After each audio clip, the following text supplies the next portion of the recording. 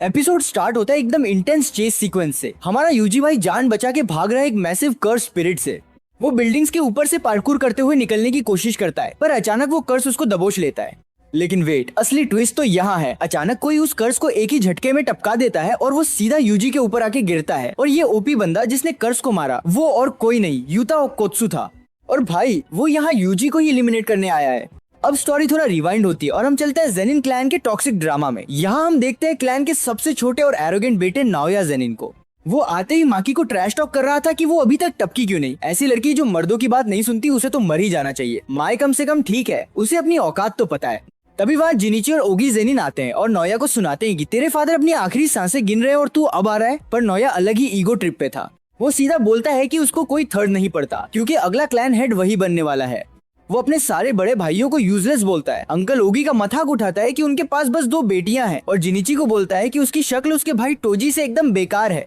तभी breaking news आती है कि क्लैन हेड नाओबिटो जेनिन अब नहीं रहे। बारी आती है वसीयत पढ़ने की। पहली कंडीशन एकदम नॉर्मल थी, नाओया नया हेड बनेगा, सारी प्रॉपर्टीज और जुजुत्सु हाई की तिजोरी के कर्स टूल सब उस पे उसका हेड होगा। पर पिक्चर अभी बाकी थी मेरे दोस्त।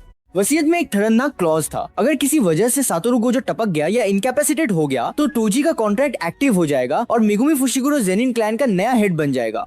ये सुनते ही नाओया का दिमाग जराब हो जाता है। उसे पता चलता है कि मिगुमी अभी टोक्यो में यूजी को ढूंढ रहा है। नाओया वही मास्टर प्लान बनाता है दोनों को एक साथ टपकाने का। टोक्यो में अभी लाखों कर्सेस घूम रहे हैं। मेगुमी मरेगा तो किसी को शक भी नहीं होगा। फिर क्लैन का अकेला बॉस सिर्फ मैं हूँगा। सीन शिफ्ट होता है अपने यूजी पर, जो एकदम अकेला और डिप्रेस बैठा था। चोजो आके उसकी इंजरीज के बारे में पूछता है।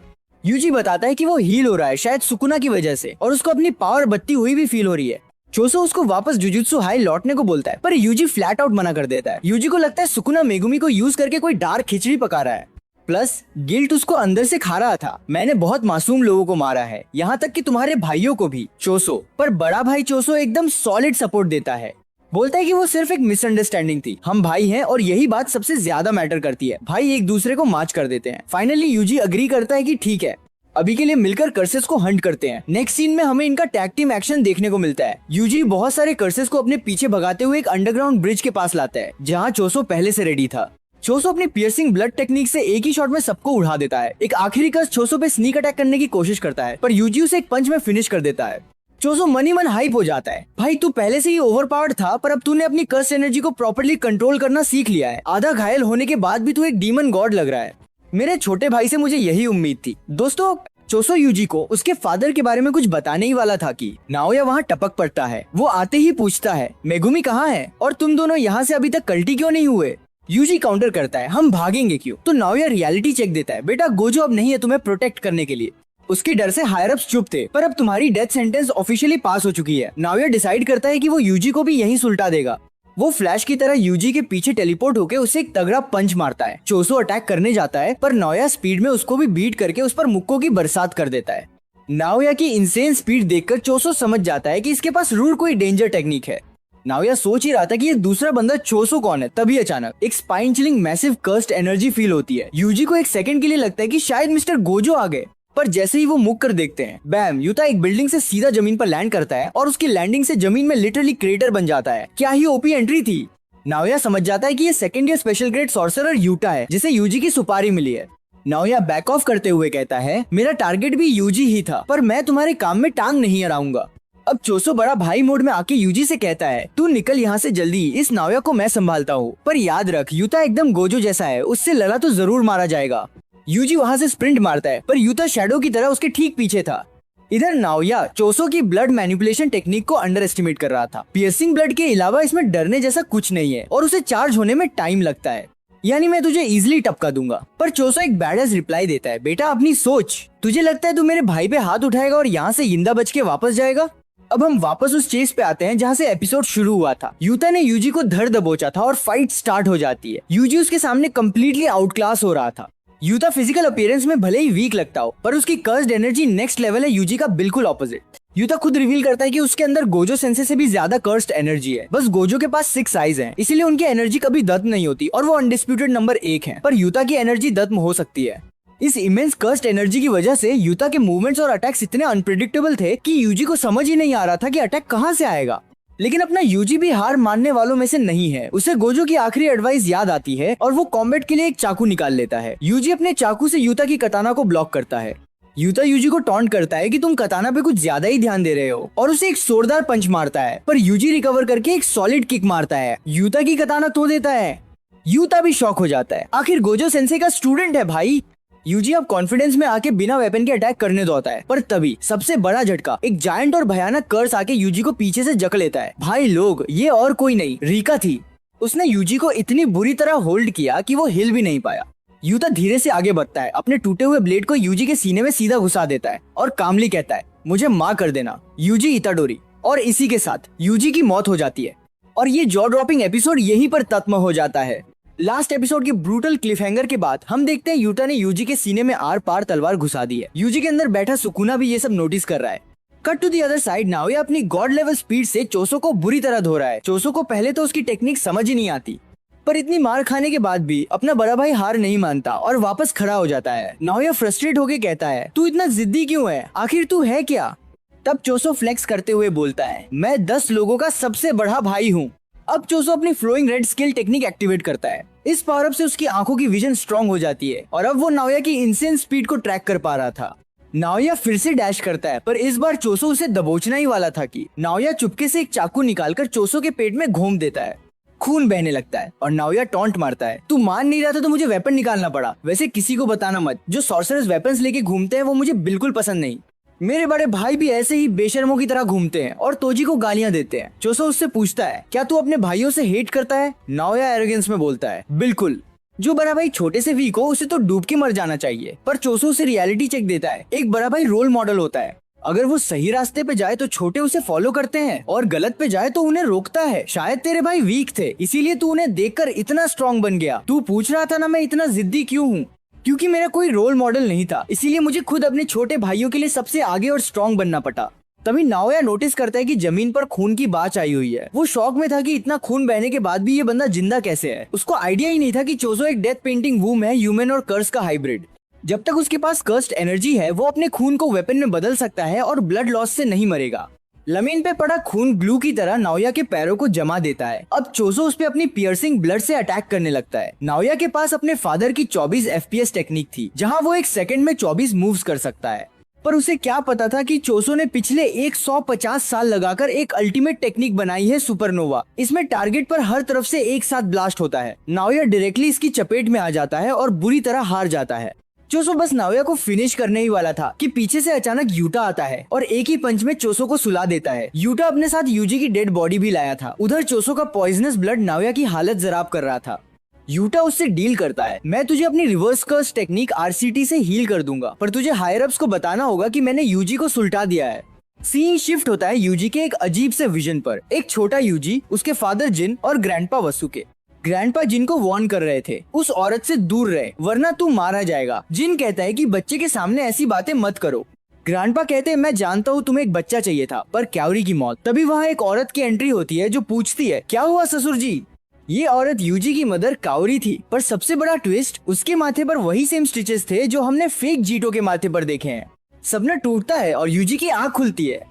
सामने यूता बैठा था जो मुस्कुराते हुए बोलता है, शुक्र है तू जिंदा है। पता चलता है कि गोजो सेंसे ने सील होने से पहले यूता से मिलकर उसको यूजी और बाकी स्टूडेंट्स का ख्याल रखने को बोला था। हायर अप्स को बेवकूफ बनाने के लिए यूता ने यूजी को मारने की बाइंडिंग वाव ली थी। उसने यूजी को मारा जरूर, पर दिल बंद होते ही instantly reverse curse technique use करके उसे हील कर दिया। दुनिया की नजरों में यूजी मर चुका है। यूजी पूछता है कि उसके लिए इतना सब क्यों? यूता बस इतना कहता है, क्योंकि जिन लोगों की मैं परवाह करता हूँ वो तुम्हारी परवाह करते हैं। तभी वहाँ मेगुमी फुशिगुरो की एंट्री होती है। वो यूजी को जुजुत्सु हाई वापस चलने को कहता है, पर शिबुया आर्क की गिल्ट की वजह से यूजी मना कर देता है।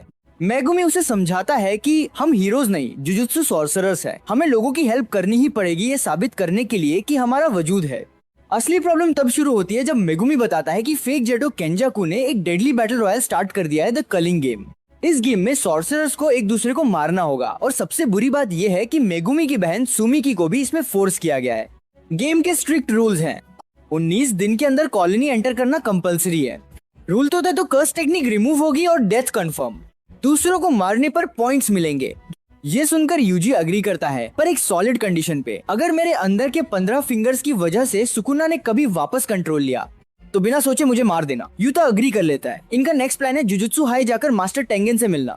इन्हें पता करना है कि गोजो को अनसील कैसे करें और केंजाकू का मेन प्लान क्या है। ये आइडिया एक्चुअली यूकी सुकुमो का था। जब यूजी नोबारा के बारे में पूछता है तो मेगुमी बस चुपचाप अपना सिर झुका लेता है। टेंगन के बैरियर में हजारों डोर्स है, जिनमें से सिर्फ एक ही tomb of the star corridor तक जाता है। यहाँ चोसो आगे आता है और बताता है कि उसने और माहितो ने पहले कैसे इन्फिल्ट्रेट किया था। ये लोग वहाँ पहुँचते हैं तो उन्हें माकी मिलती है। जुगो के अटैक की वजह से उसकी पूरी बॉडी पर सिवियर बर्न मार्क्स थे, पर अपनी हेवनली रिस्ट्रिक्शन की वजह से वो बच गई थी। यूकी भी उनके साथ जुड़ जाती है। चोसो बताता है कि रास्ते में एक तिजोरी है जहाँ उसके बाकी 6 भाइयों की डेथ पेंटिंग्स रखी हैं और वो अपना खून सेंस करके करेक्ट रास्ता ढूंढ लेगा। जब माकी पूछती है कि ये बंदा कौन है, यूजी पहली बार फॉर्मली बोलता है, अभी के लिए समझ लो कि ये मेरा भाई है। ये सुनकर चोसो की खुशी का ठिकाना नहीं था। रास्ते में इनको वही खून के निशान दिखते हैं जहाँ 12 साल पहले टोजी ने रिको अमानाई को गोली मारी थी। सब वहीं से शुरू हुआ था। फाइनली वो मेन हॉल में पहुँचते हैं जो एकदम खाली था। वो पलट के वापस जाने ही वाले थे कि अचानक एक आवाज गूंजती है, कैसे हो तुम लोग, और सामने रिवील होते हैं खुद मास्टर टेंगन। वो उन चारों को एड्रेस करते हैं। जेनिन का खून मकी, मिचिजाने का blood line Yuta, death painting Choso और सुकुना का vessel Yuji. Episode kick off होता है अपनी माकी से, जो वापस अपने घर जेनिन क्लैन आती है। वहीं उसे नाओया मिलता है, जो हमेशा की तरह टॉक्सिक बातें शुरू कर देता है। तुम यहाँ क्या कर रही हो? तुम्हारी शक्ल इतनी जराब हो गई है कि मैं तो पहचान ही नहीं पाया। ना तुम्हें जुजुत्सु आता है, ना कर्स स्पिरिट्स दिखती हैं। अब तो शक्ल भी बेकार है। अब क्या करोगी? यूता और मेगुमी के पीछे दुम हिलाओगी? पर माकी उसे टोटली इग्नोर मारती है और सीधा अंडरग्राउंड वेयरहाउस की तरफ बढ़ती है, जहाँ सारे कर्स टूल्स रखे थे। रास्ते में उसकी मदर उसे रोकती है और कहती है, तुम भूल गई क्या कि औरतों को वहाँ जाने की परमिशन नहीं है। माकी सीधा जवाब देती है कि उसके पास चाबी है और नए क्लैन हेड मेगुमी की परमिशन भी। फ्लैशबैक में हम देखते हैं माकी मेगुमी को समझा रही थी कि नाओबिटो की विल के हिसाब से अब वो क्लैन हेड है। मेगुमी को कोई हेडवेड नहीं बनना था, पर माकी उसे समझाती है कि बिग 3 क्लैंस में पावर होने से उन्हें सब अंदर की जबर मिलेगी। मेगुमी कहता है कि उसकी जगह माकी हेड बन जाए, पर माकी प्रैक्टिकल है। मुझे कोई अपना हेड नहीं मानेगा। तेरे पास क्लैन टेक्निक है, डोमेन एक्सपेंशन है, मैं अभी इस लायक नहीं। प्रेजेंट में माकी अपनी मॉम की टॉक्सिक बातों को सुनकर भी अनमूव्ड रहती है और वेयरहाउस का दरवाजा खोलती है, पर अंदर का सीन देखकर उसके होश उड़ जाते हैं। उसकी बहन माई बुरी तरह इंजर्ड मीन पर पड़ी थी। इधर जिनिची और नाओया आपस में प्लॉट कर रहे थे। जिनिची समझाता है कि मेगुमी टेक्निकली हेड बनने के लिए बेस्ट चॉइस है, क्योंकि उसके रिलेशंस गोजो और कामो क्लैन से अच्छे हैं। पर ये लोग उसे सारी पावर आसानी से लेने नहीं दे सकते। सीधा मारने का रिस्क भी है, क्योंकि दूसरे क्लैंस अटैक कर देंगे। इसलिए उन्होंने एक लूप होल ढूंढा। जुजुत्सु हायर अप्स ने रूल निकाला है कि गोजो को आराध करने की कोशिश भी क्राइम मानी जाएगी। तो ये लोग मेगुमी, माकी और माई को मार देंगे और पूरा ब्लेम उन पे डाल देंगे कि ये गोजो को अनसील करने वाले थे। नाओया पूछता है, पर इसमें अंकल ओगी की दोनों बेटियां मारी जाएंगी ना? जिनिची बताता है कि ये मास्टर प्लान ओगी का ही है। वेयरहाउस में ओगी ने ऑलरेडी सारे कर्स टूल्स हटा दिए थे। माकी ड्रैगन बोन एक स्पेशल कर्स टूल जो जूजो ने बनाया था उठाती है और अटैक करती है। वो ओगी की कटाना तो तोड़ देती है, पर ओगी अपनी कर्स्ड एनर्जी से उसको डीपली स्लैश कर देता है। ओगी का ईगो देखो। पता है मुझे हेड क्यों नहीं बनाया? तुम दोनों लड़कियों की वजह से। तुम दोनों मेरे नाम पर धब्बा हो। फिर वो दोनों बहनों को एक चेंबर में फेंक देता है, जहाँ ग्रेट 2 कर्सेस भरे हुए थे जो उन्हें खाने वाले थे। अंदर माई रेंगती हुई माकी के पास आती है। माकी की सांसें चल रही थी तो माई उसे माउथ टू माउथ रिससाइटेशन देती है। सीन एक ड्रीम लाइक सीक्वेंस में शिफ्ट होता है। माई की कर्स्ट एनर्जी बहुत वीक थी, दिन में बस एक बुलेट बना सकती थी। वो माकी को कुछ देने वाली थी, पर इसकी धीमत उसकी जान होगी। माकी उसे रोकती है, पर माई एक बहुत डीप रियलिटी बताती है। जुजुत्सु की दुनिया में ट्विंस को एक एंटिटी माना जाता है, इसलिए माकी को अपनी हेवनली रिस्ट्रिक्शन का पूरा जायदा नहीं मिल रहा था, क्योंकि माई के पास कर्स्ड एनर्जी थी। अगर मैं मर गई तो मेरी कर्स टेक्निक भी मेरे साथ चली जाएगी, फिर तू पूरी तरह फ्री हो जाएगी। माई अपनी जान देकर माकी के लिए एक सोल कटाना बनाती है जो सीधा आत्मा पर वार करती है और उससे एक वादा लेती है, सब कुछ तबाह कर देना। माकी होश में आती है। माई मर चुकी थी। माकी रोती है और कर्सेस उसे घेर लेते हैं। इधर ओगी को अचानक वैसा ही सौ फील होता है जैसा उसे टोजी से लगता था। उसको एहसास होता है कि किसी ने सारी कर्सेस को एक झटके में उड़ा दिया है। वो अपनी टेक्निक एक्टिवेट करता है, पर अगले ही सेकंड माकी अपनी बहन की सोल कटाना से एक ही स्विफ्ट मूव में ओगी को फिनिश कर देती है। जेनिन क्लैन में सायरन बजने लगते हैं। रांटा जिनिची और नाया को बताता है कि माकी पागल हो गई है। कुकुरु यूनिट, वो लोग जिनके पास कर्स टेक्निक नहीं पर मार्शल आर्ट्स में एक्सपर्ट है, को भेजा जाता है। इन बेवकूफों को लगा माकी ने ओगी को नींद में मारा होगा। वो उसको घेर लेते हैं, पर अब माकी के पास ड्रैगन बोन और सोल कटाना दोनों है।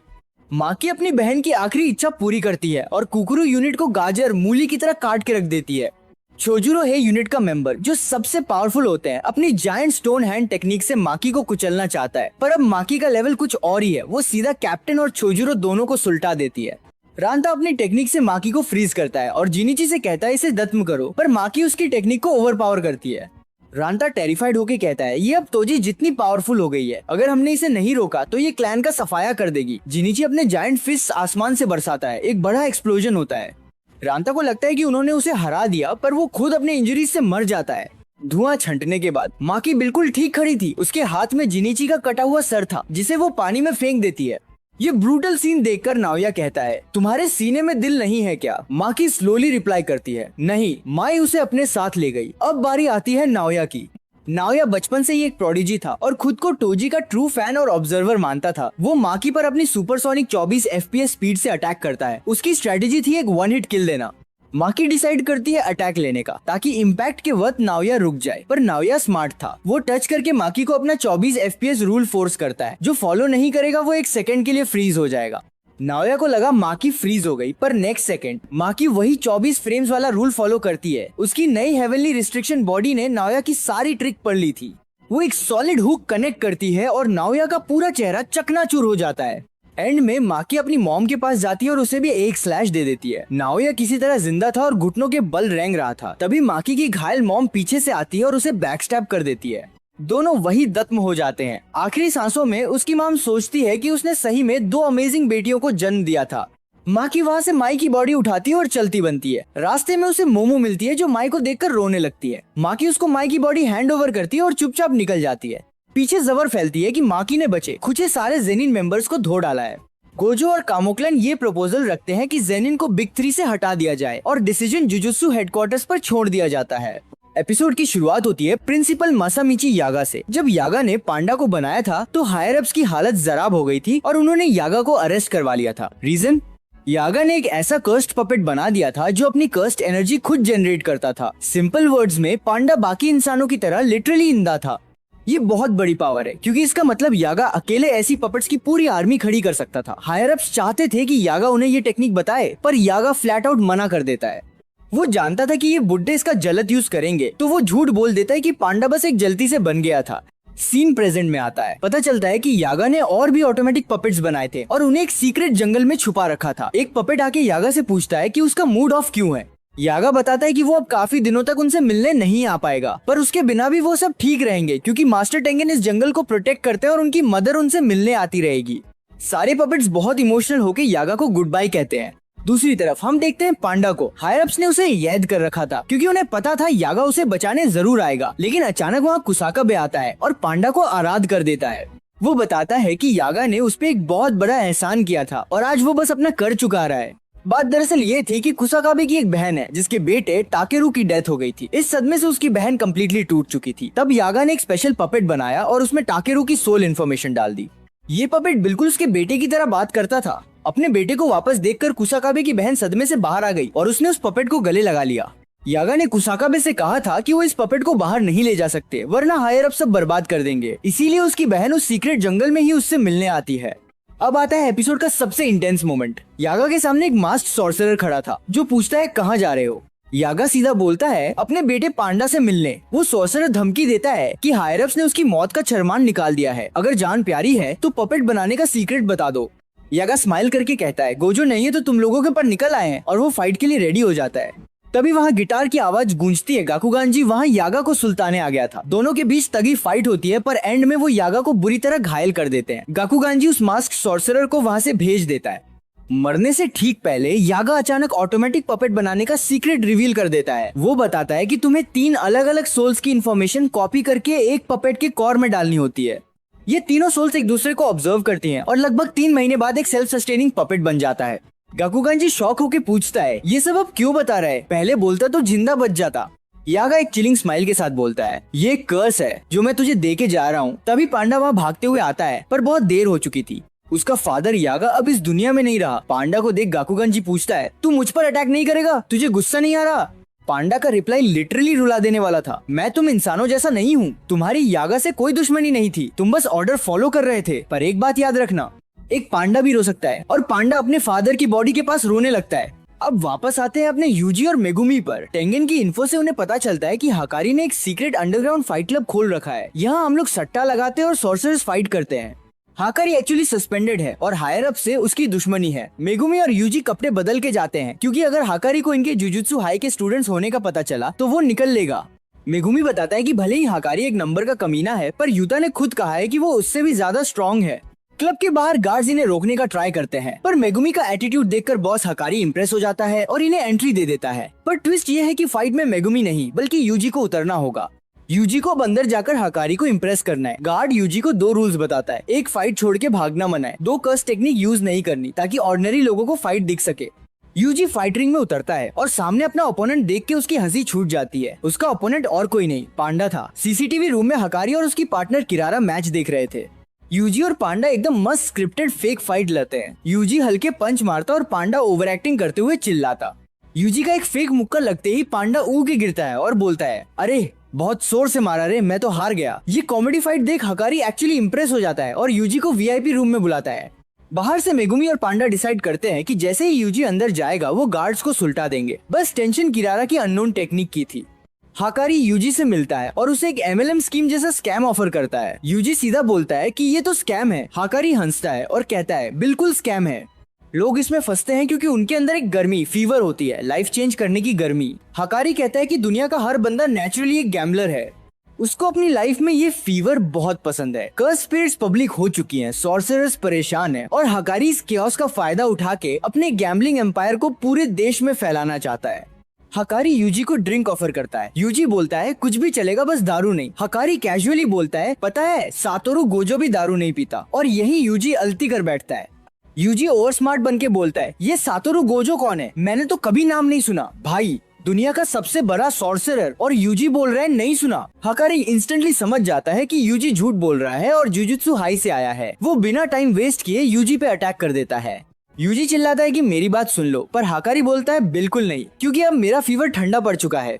एपिसोड की शुरुआत होती है अपने सख्त लौंडे मेगुमी से। भाई ने चुपके से एक गार्ड को सुला दिया था। वहीं दूसरी तरफ अपना पांडा टायर से खेलते खेलते 2 गार्ड्स के सामने आता है। गार्ड्स पहचान लेते हैं कि ये वही फाइटर है, पर पांडा उन्हें भी 1 सेकंड में सुलटा देता है। अब ये दोनों बिना सीसीटीवी वाली इमरजेंसी सीढ़ियों से सीधा छत पर पहुंचते हैं, जहां हाकारी का ऑफिस था। पर ट्विस्ट देखो, इनके सामने किरारा आ जाती है। इन्हें लगा था किरारा हाकारी के साथ अंदर होगी। मेगुमी को देखते ही किरारा का दिमाग चलता है। उसको याद आता है कि ये वही लड़का है जो यूजी के साथ आया था। उसको लगता है कि पांडा ने इन जुजुत्सु हाई के स्टूडेंट्स को अंदर घुसाया है और हाकारी की जान खतरे में है। वो तुरंत हाकारी को डायल करती है। मेगुमी टाइम वेस्ट नहीं करता, सीधा अपने डिवाइन डॉग से अटैक कर देता है, पर किरारा उसके डॉग को वापस उसी पे फेंक के ऑफिस की तरफ भागने लगती है। पांडा उसके पीछे भागता है और समझाता है कि भाई हम दुश्मन नहीं हैं, बस हाकारी से एक छोटी सी बात करनी है। पर किरारा को घंटा भरोसा नहीं था, और सबसे अजीब बात, किरारा की टेक्निक की वजह से पांडा उसके पास जा ही नहीं पा रहा था। एक इनविजिबल फोर्स उन्हें रोक रही थी। मेगुमी का डॉग आगे नहीं जा पाता, उल्टा मेगुमी अपने ही डॉग की तरफ मैग्नेट की तरह खींचा चला जाता है। तभी हमें दिखता है कि पांडा की पीठ पर एक स्टार का निशान बना हुआ था। मेगुमी एक्सप्लेन करने का ट्राई करता है कि टोक्यो में कलिंग गेम की वजह से तबाही मची है और उन्हें हकारी की नीड है। वो पूछता है कि आखिर हकारी और किरारा को स्कूल से निकाला क्यों गया। पांडा बताता है कि जुजुत्सु के हायर अप्स बहुत पुराने ख्यालात के हैं, उन्हें हकारी जैसी मॉडर्न टेक बेस्ड टेक्निक्स बिल्कुल पसंद नहीं है। किरारा गुस्से में बोलती है कि हायर अप्स तो हमेशा से ही दिमाग से पैदल हैं, पर उनका रायता समेटने के लिए गोजो है ना। मेगुमी जब बताता है कि गोजो सेंसे सील हो चुके हैं, तो किरारा को इस बात पे बिल्कुल यकीन नहीं होता। मेगुमी समझ जाता है कि किरारा को मनाना ही पड़ेगा। वो अपनी रैबिट एस्केप टेक्निक यूज करता है। हजारों रैबिट्स निकल आते हैं, पर मेगुमी नोटिस करता है कि उन सब पर एक्रक्स लिखा है और ऑफिस के गेट पर गैक्रक्स। उसके रैबिट्स फेल हो जाते हैं और मैग्नेट की तरह चिपकने लगते हैं। किरारा सोचती है कि उसकी टेक्निक से शिकिगामी भी मार्क हो जाएंगे और मेगुमी को क्रश कर देंगे, पर मेगुमी उन्हें कैंसिल कर देता है। मेगुमी देखता है कि पांडा पर इमाई और उस खुद पर एक्रक्स लिखा है। मेगुमी का 200 IQ दिमाग चलता है। उसकी बहन सुमिकी ने बचपन में उसे सदर्न क्रॉस कॉन्स्टेलेशन तारामंडल के बारे में बताया था। किरारा ये सुनकर शॉक हो जाती है कि इस बंदे ने मेरा सीक्रेट क्रैक कर लिया। ये सदर्न क्रॉस 4 स्टार्स का ग्रुप है जो क्रॉस शेप बनाता है। किरारा ने सबको अलग स्टार का मार्क दिया है। रूल्स के हिसाब से कोई भी सीधा दरवाजे या किरारा तक नहीं जा सकता। इन्हें एक फिक्स्ड ऑर्डर में आगे बढ़ना होगा, बिल्कुल इन स्टार्स की अर्थ से डिस्टेंस के हिसाब से। किरारा को टेंशन होने लगती है कि अगर मेगुमी को पूरी टेक्निक समझ आ गई तो गेम ओवर है। वो एक कार पर इमाई लिखकर पांडा की तरफ फेंकती है। पांडा कार फेंकता है, पर कार वापस आके उसके मुंह पे लगती है। मेगुमी कनेक्ट द डॉट्स करता है। किरारा ने उसे फिजिकली टच नहीं किया था, बल्कि उसके डिवाइन डॉग की कर्स्ड एनर्जी को टच किया था। मतलब वो डायरेक्ट कर्स्ड एनर्जी पे मार्क लगाती है। वो आसपास ऐसी चीज ढूंढता है जिसमें कर्स्ड एनर्जी हो, और उसे एक पार्किंग स्पॉट मिलता है जिसपे लिखा था मिमोसा, यानी उनका मिसिंग 5th स्टार। किरारा की टेक्निक का नाम है लव रेंडेवू। मेगुमी अब पांडा को एक रैबिट देता है और पांडा उसे मिमोसा वाले स्पॉट पर फेंक देता है। मेगुमी ने रास्ता अनलॉक कर लिया। किरारा अब मेगुमी पे कार्स फेंकनी शुरू करती है, पर तभी पीछे से डिवाइन डॉग आके उसको दबोच लेता है। किरारा हैरान। मेगुमी ने एक्चुअली अपने डॉग को कैंसिल नहीं किया था, बस दीवार के पीछे छुपाया था। और जैसे ही किरारा उनके बीच में आई, मेगुमी ने अपनी कर्स्ड एनर्जी बढ़ाकर डॉग को अपनी तरफ खींचा और साथ में किरारा भी खींची चली आई। भाई का दिमाग अलग ही लेवल पे चल रहा है। किरारा इम्प्रेस हो जाती है और फाइनली उनकी बात सुनने को रेडी हो जाती है।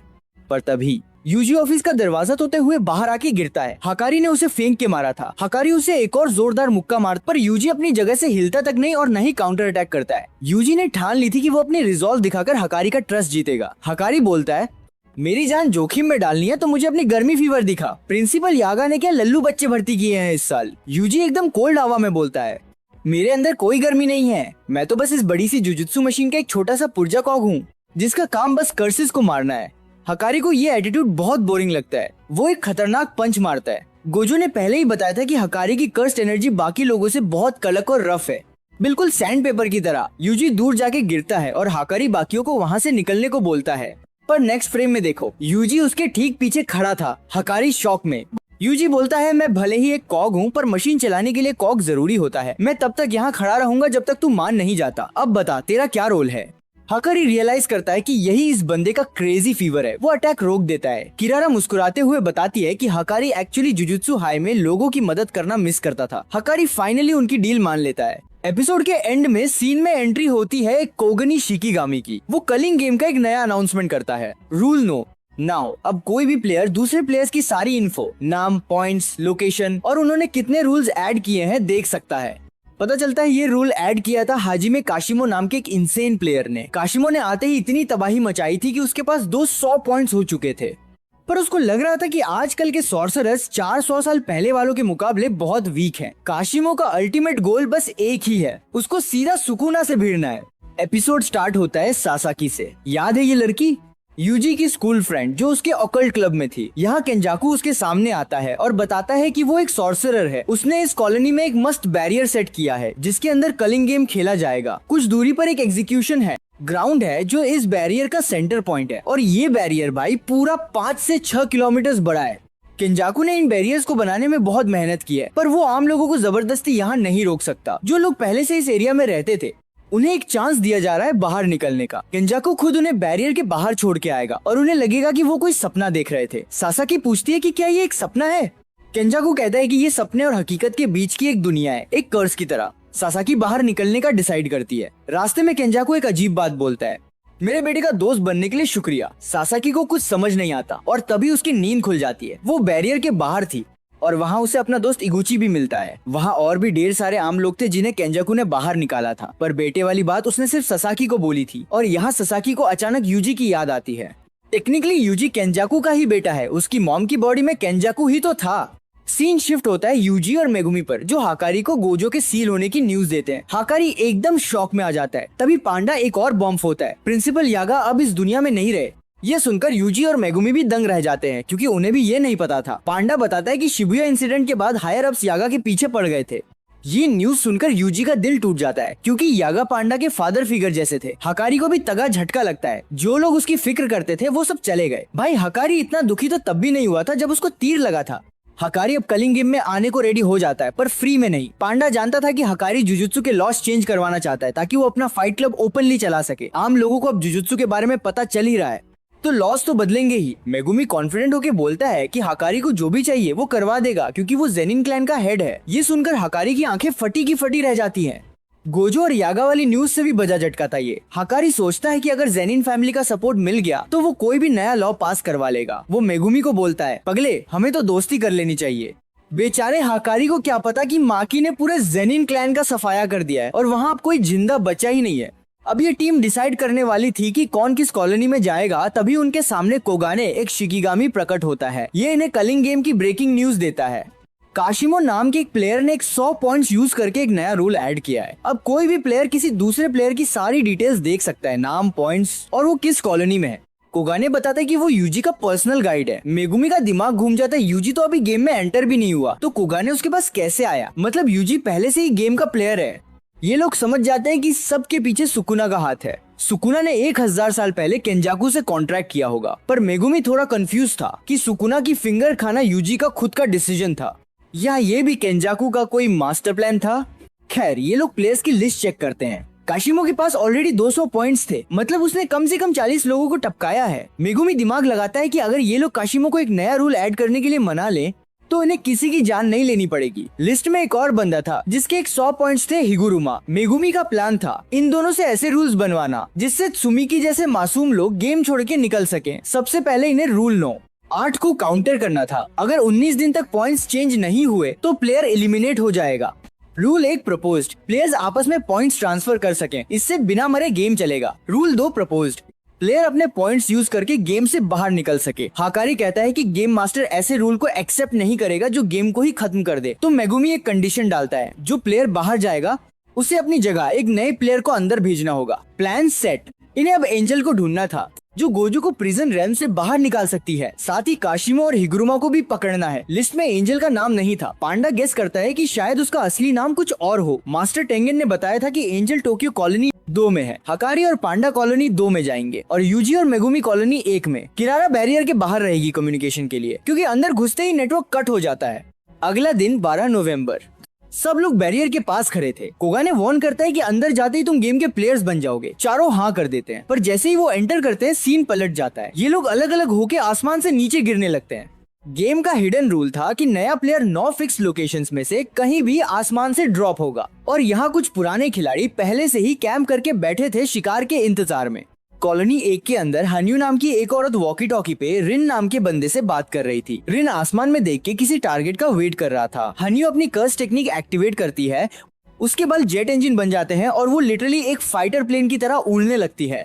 रिन आसमान से यूजी को गिरते हुए देख लेता है और सिग्नल देता है। हन्यू उड़ते हुए आती है और मिड एयर यूजी को एकदम तोड़ की टक्कर मारती है। दोनों एक बिल्डिंग से जा टकराते हैं। हन्यू को लगा यूजी की चटनी बन गई होगी, पर अपना यूजी तो अलग ही मिट्टी का बना है, उसे कुछ भी नहीं हुआ। हन्यू समझ जाती है कि ये लौंडा डेंजर है। वो अपने पार्टनर हाबा को बुलाती है जिसके बाल हेलीकॉप्टर के ब्लेड जैसे थे। यूजी एक पत्थर उठाता है और सीधा हन्यू को दे मारता है, जिससे वो कटी पतंग की तरह नीचे गिरती है। हाबा गुस्से में यूजी पर अटैक करता है, पर यूजी उसकी टांग पकड़ के उसे पटक देता है। हाबा अपने फैन से अटैक करता है तो यूजी बिल्डिंग के अंदर घुस जाता है। हाबा दीवार काट के अंदर आता है, पर तभी यूजी एक जोरदार मुक्का उसके सिर पे जे देता है। हाबा को चक्कर आते हैं, पर वो हार नहीं मानता। तो एंड में यूजी सीधा उसके लेग्स के बीच में एक सॉलिड किक मारता है और हाबा वही ढेर हो जाता है। यूजी सोचता है कि अब इस बेहोश बंदे से हिगुरुमा के बारे में कैसे पूछूं। तभी रिन पीछे से आता है और बोलता है कि वो जानता है हिगुरुमा कहाँ है। रिन यूजी को उसके हाई स्कूल के निकनेम टाइगर से बुलाता है, जिससे यूजी समझ जाता है कि यह उसके होम टाउन सेंडाई से है। रिन बताता है कि हिगुरुमा इकेबुकुरो में है। वही दूसरी तरफ मेगुमी ने भी एक लड़की को हरा दिया था जिसने उस पर अटैक किया था। उसका नाम रेमी था। वो कहती है कि उसे भी हिगुरुमा की लोकेशन पता है, पर एक शर्त है, मेगुमी को उसका नाइट बन के उसे प्रोटेक्ट करना होगा। मेगुमी एकदम ठंडे दिमाग से बोलता है, अगर तू झूठ बोल रही है तो इसकी सजा तुझे जरूर मिलेगी। मेगुमी यूजी जैसा सॉफ्ट नहीं है। पॉइंट्स के लिए अगर किसी को मारना पड़ा तो वो पीछे नहीं हटेगा। रेमी बताती है कि हिगुरुमा शिंजुकू एरिया में है। तो भाई लोग, चक्कर ये है कि यूजी को लोकेशन मिली आइकेबुकुरो और मेगुमी को मिली शिंजुकू। दोनों अलग अलग दिशा में हैं। अब इन दोनों में से कौन सच बोल रहा है और कौन झूठ, ये सस्पेंस तो हमें अगले एपिसोड में ही पता चलेगा। एपिसोड की शुरुआत में हम फ्लैशबैक में जाते हैं। मार्च 2016 में एक डबल मर्डर होता है। एक माँ और बेटी को मार दिया जाता है। पुलिस इसका इल्जाम केता नाम के लड़के पर लगाती है जो उसी एरिया में रहता था। केता चीख चीख कर कहता है कि वो इनोसेंट है। यहाँ एंट्री होती है हिरोमी हिगुरुमा की, जो एक डिफेंस लॉयर है। जब पुलिस केता से इंक्वायरी करने गई थी तो वो डर के भाग गया था। पुलिस ने उसका पीछा किया और उसके कमरे से एक खून से सना चाकू बरामद किया। वही खून जो मर्डर विक्टिम्स का था। केटा लिटरली रेड हैंडेड पका गया था, पर केटा का वर्जन अलग था। वो भागा क्योंकि उसके पास एक कैट थी और उसकी बिल्डिंग में पेट्स अलाउड नहीं थे। और चाकू, वो तो उसे सड़क पे पड़ा मिला था। हिगुरुमा के ऑफिस में उसकी असिस्टेंट शिमिजू इस कहानी पे बिल्कुल ट्रस्ट नहीं करती। कौन सड़क से चाकू उठाता है और पुलिस से भागता है। पर हिगुरुमा बताता है कि केता को पुलिस ने पहले भी हरास किया है। केता वो चाकू खुद पुलिस स्टेशन जमा करने जा रहा था क्योंकि उसके एरिया में इमरजेंसी कॉल्स अलाउ नहीं थी। अमीरों को डिस्टर्बेंस होती है। एल्डरली लोगों की केयर करता था, जहाँ उसे सैलरी नहीं बस पॉकेट मनी मिलती थी। ऊपर से उससे रेंट भी 50 येन लिया जाता था। हिगुरुमा को केता पर पूरा यकीन था। वो अपने दिमाग के घोंसे दौड़ाता है। पता चलता है केता के मोहल्ले में और भी एक्स क्रिमिनल्स रहते थे, तो कोई और भी कातिल हो सकता है। शिमिजू गुस्सा होती है कि वो गवर्नमेंट लॉयर हैं। उन्हें वैसे भी पैसे कम मिलते हैं और मेहनत ज्यादा। जब पता है केता को सजा मिलनी तय है तो हिगुरुमा इस केस को इतना सीरियसली क्यों ले रहा है। हिगुरुमा का सिंपल फंडा था, कभी कभी ऐसे इम्पॉसिबल केसेस भी लड़ने चाहिए, इससे दिमाग शार्प रहता है। पर शिमिजू जानती थी कि हिगुरुमा हमेशा ही ऐसे केस उठाता है। शिमिजू फिर तकागी, जो पहले हिगुरुमा के साथ काम करती थी, से मिलती है। तकागी बताती है कि हिगुरुमा हमेशा से अजीब है, पैसे का कोई लालच नहीं। उसने एक बार एक ड्रंक ड्राइविंग का केस लिया था, जहां एक 19 साल के लड़के को उसके दोस्तों ने जबरदस्ती दारू पिलाई थी। हिगुरुमा केस हार गया और वो लड़का उसे गालियां देने लगा। तकागी ने तब भी उसे वार्न किया था कि कमजोरों को बचाना सिर्फ फिल्मों में अच्छा लगता है, रियल लाइफ में ये तेरा मेंटल हेल्थ खराब कर देगा। लेकिन अपना हिगुरुमा दिन रात एक करके केता को इनोसेंट प्रूव करवा देता है। प्रूफ थे कि मोहल्ले से एक और लड़का गायब था। क्राइम के टाइम केता एक स्टोर के सीसीटीवी में था और चोरी का कोई सामान उसके पास नहीं मिला। केता इमोशनल होके हिगुरुमा को थैंक्स बोलता है, पर जुशी ज्यादा देर तक नहीं चलती। प्रोसिक्यूशन पार्टी अपील करती है, ट्रायल दोबारा होता है और इस बार केता को उम्र कैद लाइफ इम्प्रिजनमेंट की सजा सुना दी जाती है। हिगुरुमा के पास इतनी फंडिंग या स्टाफ नहीं था कि वो नए सबूत ला सके। सुप्रीम कोर्ट अपील के लिए ट्राई करना था, पर वो छोटे मोटे केस नहीं सुनते। सिस्टम अपना फैसला सुना चुका था। केता गुस्से और दर्द से हिगुरुमा को घूरता है। हिगुरुमा के अंदर कुछ टूट जाता है, ये मुझे ऐसे क्यों देख रहा है। हिगुरुमा के अंदर का लॉजिक क्लियर था, कानून अंधा है क्योंकि वो सबके लिए इक्वल है, पर लोग अपनी आंखें बंद कर लेते हैं क्योंकि उन्हें कनवा सच नहीं देखना। मैं इंसाफ के लिए आंखें खुली रखूंगा, चाहे अकेला ही क्यों ना रहूं। पर जब जज बोलता है कि किसी को ऑब्जेक्शन है तो 15 दिन में सुप्रीम कोर्ट जाओ, हिगुरुमा का सब्र टूट जाता है। वो थोड़दार तरीके से हैमर टेबल पे मारता है, सब शॉक। और उसके ठीक पीछे एक जायंट शिकिगामी प्रकट होता है। हिगुरुमा कहता है, सब लोग बैठ जाओ, ट्रायल फिर से शुरू होगा। यही वो मोमेंट था जब उसकी कर्स्ट एनर्जी अवेकन हुई थी और वो कलिंग गेम का प्लेयर बन गया। कहानी वापस प्रेजेंट में। रिन और रेमी दोनों क्लेम करते हैं कि उन्हें हिगुरुमा की लोकेशन पता है, पर एक तो पक्का झूठ बोल रहा है। फ्लैशबैक में हम देखते हैं यूजी का एक सैवेज मोमेंट। रिन जब स्कूल में था, उसने बुलीज को एक स्टूडेंट को पीटते देखा। रिन डर के बस तमाशा देखता रहा, पर तभी यूजी इताडोरी आता है और उन बुलीज की ऐसी धुलाई करता है कि रिन का दिमाग घूम जाता है। यूजी उसके लिए किसी हीरो से कम नहीं था। प्रेजेंट डे रिन यूजी को एक थिएटर के पास लाता है और बोलता है हिगुरुमा यहाँ रहता है। रिन हिगुरुमा से कभी नहीं मिला था, पर उसने हाबा को पीटते हुए देखा था। यूजी अकेला अंदर जाता है। उधर रेमी ने गंदा गेम खेला था। वो मेगुमी को धोखा देकर एक नई कैरेक्टर रेजी के पास ले आती है। मेगुमी का पारा हाई हो जाता है और वो सीधा अपना डिवाइन डॉग समन कर लेता है। रेजी को समझ आ जाता है कि ये बंदा स्ट्रॉन्ग है। वो मेगुमी को अपनी टीम में इनवाइट करता है और कलिंग गेम के बारे में उसकी नॉलेज टेस्ट करता है। मेगुमी बताता है कि ये एक रिचुअल है जिससे जापान बदल जाएगा। रेजी इस पे थोड़ से हंसता है और कहता है, तू केंजाकू को जानता है ना, उसका असली प्लान कुछ और ही है। रेजी की थ्योरी सुनो, अगर 1000 सॉर्सरर्स गेम में हैं, तो हर कॉलोनी में अराउंड 100 लोग होंगे, पर काशिमा और हिगुरुमा जैसे मॉन्स्टर्स बाकी सबको क्लियरली एलिमिनेट कर देंगे और गेम रुक जाएगा। दोनों ने मिलके 60 प्लेयर्स तो ऐसे ही टपका दिए हैं। मेगुमी ने भी नोटिस किया था कि कॉलोनी में कुछ ज्यादा ही सन्नाटा था। रेजी कहता है कि केंजाकू अगर सिर्फ एनर्जी चाहता तो वो आसमान से एंट्री वाला सिस्टम नहीं रखता जहाँ नए लोग आते ही मर जाते हैं। उसको तो चाहिए कि ये लड़ते रहें। रेजी का प्रेडिक्शन था कि एंड में जब स्ट्रॉन्गेस्ट प्लेयर्स बचेंगे, केंजाकू बॉम्ब फोड़ेगा और गेम खत्म कर देगा। इस बीच हम एक ब्रीफ सीन में केंजाकू को चाइनीज ऑफिशियल से मीटिंग करते देखते हैं। वहीं थिएटर के अंदर यूजी को हिगुरुमा मिलता है, जो पूरे कपड़े पहनकर एक बाथटब में लेटा हुआ था। भाई अलग ही वाइब्स है इसकी। यूजी सीधे काम की बात करता है। हिगुरुमा उठता है और बोलता है, मैं एक लॉयर हूँ, बात करने की फीस 5000 येन होगी। यूजी शॉक, पर हिगुरुमा बस मजाक कर रहा था कि लालची बनकर कैसा लगता है। यूजी समझ जाता है कि ये एक अवेकेंड ऑर्डिनरी पर्सन है, शायद बातों से मान जाए। यूजी कलिंग गेम बंद करवाने के लिए हिगुरुमा के 100 पॉइंट्स मांगता है ताकि एक नया रूल ऐड हो सके, पर हिगुरुमा से इनकार कर देता है। उसको रियल वर्ल्ड का लॉ वीक लगता था। अब उसे कलिंग गेम के लॉस टेस्ट करने थे। क्या रूल तोड़ने पे ट्रायल होता है या डायरेक्ट पनिशमेंट। उसे गेम जल्दी एंड नहीं करना था, वो रूल्स की लिमिट देखना चाहता था। यूजी गुस्से में आता है और बोलता है कि इस रिचुअल से जापान दत्तम हो जाएगा, पर हिगुरुमा इग्नोर मारता है। यूजी डायरेक्ट वार्निंग देता है, मुझे तेरे 100 पॉइंट्स यूज करने दे। हिगुरुमा फाइनली खड़ा होता है और एक चिलिंग लाइन बोलता है, तूने कभी किसी ऐसे बंदे को मारा है जिसने तुझे गुस्सा दिलाया हो? मैंने सोचा था कि ये उससे भी ज्यादा सेटिस्फाई करेगा। यूजी देखता है उसके पीछे वो सेम शिकिगामी जजमेंट खड़ा था। हिगुरुमा के पास 100 पॉइंट्स थे, मतलब उसने 20 लोगों को खुद सुलटा दिया है। यूजी को पता चल गया था कि अब फाइट सीरियस होगी। हिगुरुमा एकदम स्वैगर से बोलता है, डोमेन एक्सपेंशन डेडली सेंटेंसिंग, और एपिसोड यही खत्म हो जाता है। पिछले एपिसोड में हमने देखा कि हिगुरुमा यूजी की बात नहीं मानता और अपना डोमेन एक्सपेंशन एक्टिवेट कर देता है, डेडली सेंटेंसिंग। यूजी का फाइटर इंस्टिंक्ट जागता है। उसे लगता है डोमेन कंप्लीटली खुलने से पहले अटैक करना होगा। वो भागकर हिगुरुमा को एक तगड़ा पंच मारने का ट्राई करता है, पर उसका हाथ बीच हवा में ही रुक जाता है। हिगुरुमा स्माइल करके बताता है, बेटा ये मेरा डोमेन है, यहाँ हिंसा वायलेंस स्ट्रिक्टली अलाउड नहीं है और ये रूल हम दोनों पर लागू होता है। अगले ही पल दोनों एक अजीब से कोर्ट रूम में खड़े थे। ये हिगुरुमा का पर्सनल कोर्ट था जहाँ यूजी का ट्रायल होना था, और पीछे जो बड़ा सा शिकिगामी था वो इस कोर्ट का जजमेंट था। जजमेंट स्ट्रेट अवे आरोप 4 लगाता है। यूजी इताडोरी, तुम पर चार्ज है कि 18 साल से कम उम्र होने के बावजूद तुम एक वेगस पार्लर पचिंको गैम्बलिंग में गए थे। हिगुरुमा बताता है कि जजमेंट को डोमेन में खड़े लोगों का पूरा पास्ट पता होता है, पर हिगुरुमा को खुद कुछ नहीं पता होता। फैसला इन दोनों की डिबेट सुनने के बाद ही होगा।